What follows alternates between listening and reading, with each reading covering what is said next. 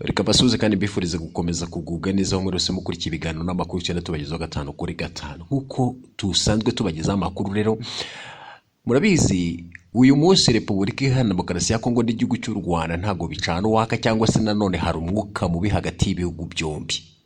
Uyu mwuka mubi waturutse ku kuba Repubulika Iharanira Demokarasi ya Kongo ishinja igihugu cy'u Rwanda gushyigikira no gufasha umutwe wa M23 urwanya ubutegetsi bwa Repubulika Iharanira Demokarasi ya Kongo, ndetse Repubulika Iharanira Demokarasi ya Kongo ikagaragaza ko u Rwanda rwateye cyangwa se rwashotoye cyangwa se nanone rufite abasirikare ku butaka bwa Repubulika Iharanira Demokarasi ya Kongo.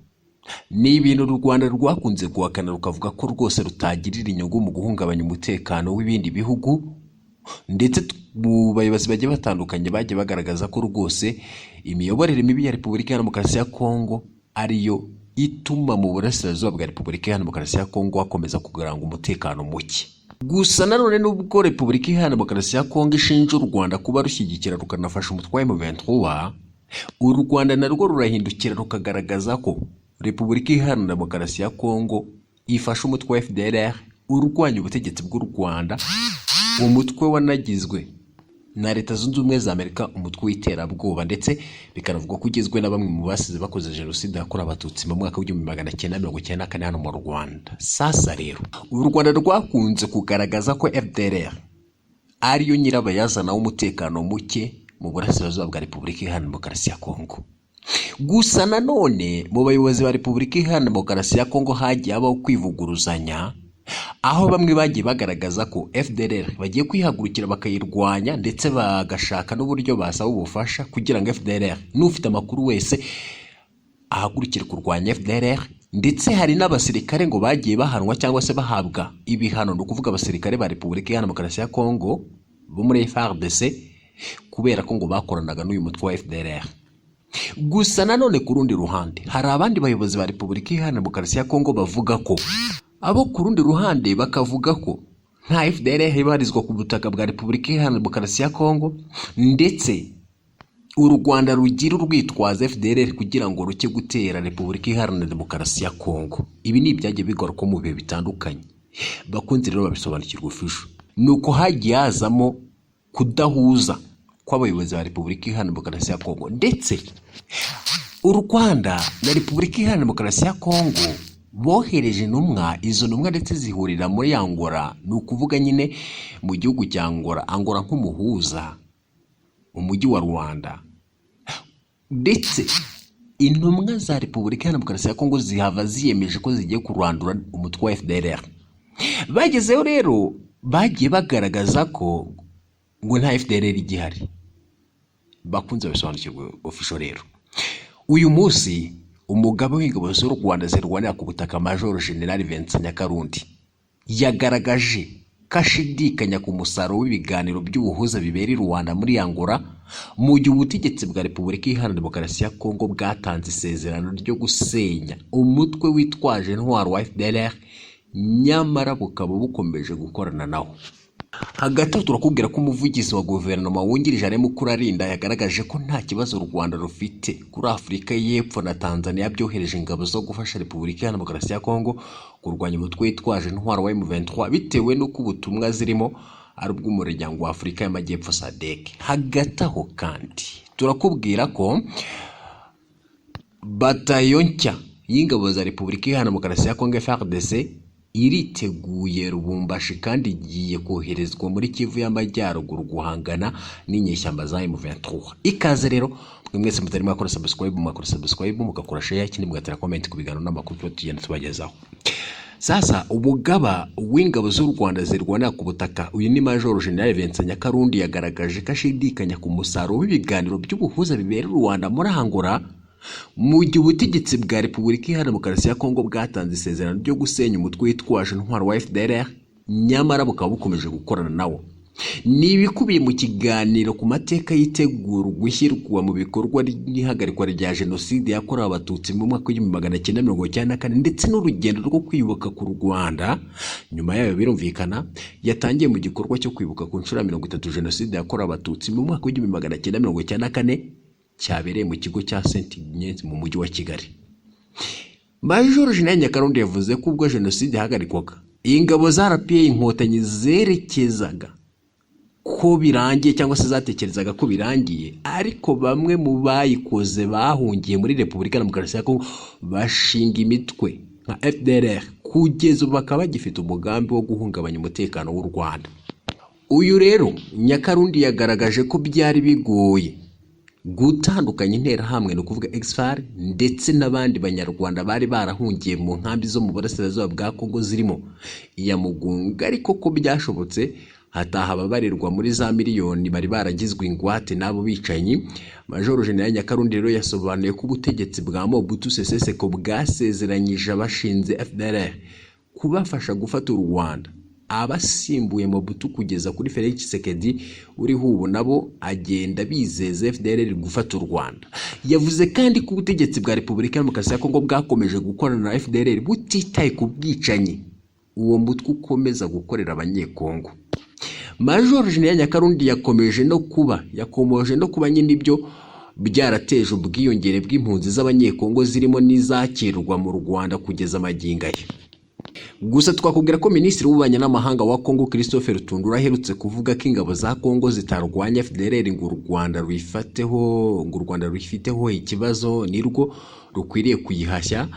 Ni mu gihe muri Werurwe uyu mwaka n'ubundi Rutundura ari we wasinye ku byavuye mu nama zabereye muri Angola zizeza ko agiye gufatikanya na guverinoma yo kugaragaza uburyo biteguye kurandura FDLR imaze imyaka 30 ku butaka bwa Kongo. Umuvugizi hagati n'ubwo bimeze gutyo, twakubwira ko umuvugizi wa guverinoma y'u Rwanda no umuvugizi wungirije ari Mukurarinda yagaragaje ko nta kibazo u Rwanda rufite kuri Afurika y'Epfo na Tanzania byohereje ingabo zo gufasha Repubulika Iharanira Demokarasi ya Kongo kurwanya umutwe witwaje intwaro wa M23 bitewe n'uko ubutumwa zirimo ari ubw'umuryango wa Afurika y'Amajyepfo SADC. Ni mu kiganiro rero Mukurarinda yagaragaje ko cyo kuri Kete Radio nyine Mukurarinda yagaragaje ko hari impamvu zifatika zatumye abarwanyi ba M23 bafata intwaro zirimo guharanira uburenganzira bwa bene wabo bamaze igihe kinini barabyiye mu buhungiro bitewe n'ubuyobozi bubi butigeze cyangwa se butagize ubushake bwo kurwanya imitwe yitwaje intwaro irangwa n'ibikorwa by'ubugizi bwa nabi.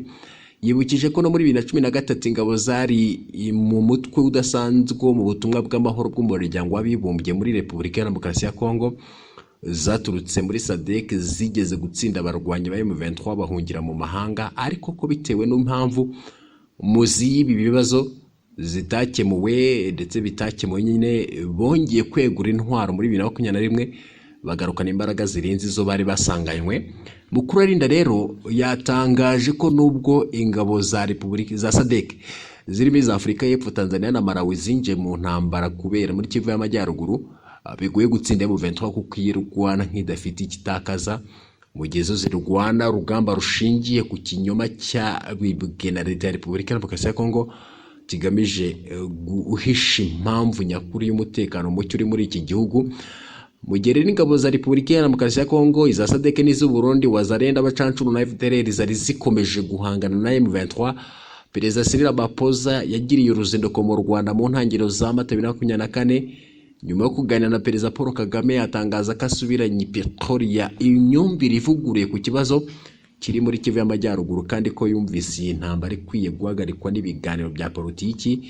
Uru ruzinduko rwa Ramaphosa rwabanjirijwe n'ikiganiro Perezida Kagame yagiranye n'umunyamakuru Sophia Mokaina wa SABC News, aho umukuru w'igihugu yanenze kuba SADC yarohereje ingabo mu burasirazuba bwa Kongo zikajya kurwanya umutwe wa M23 y'umuryango utabanje kuganira n'uwa Afurika y'Iburasirazuba EAC wari wohereje nyine ingabo muri Repubulika ya Demokarasi ya Kongo zikirukanwa n'ubutegetsi bw'iki gihugu. Perezida Kagame yagize ati kubera iki batavuganye na EAC kugira ngo bumvikane uko bafashe iki gihugu. Uko byagenze byasaga naho ingabo za EAC zitagombaga kubayo kubera ko zitakoraga ibyo Tshisekedi ashaka, SADC ikinjiramo kugira ngo ikore ibyo ashaka. Igisubizo kizaza giti amahoro azaza ate mu gihe utu turere tudakorana.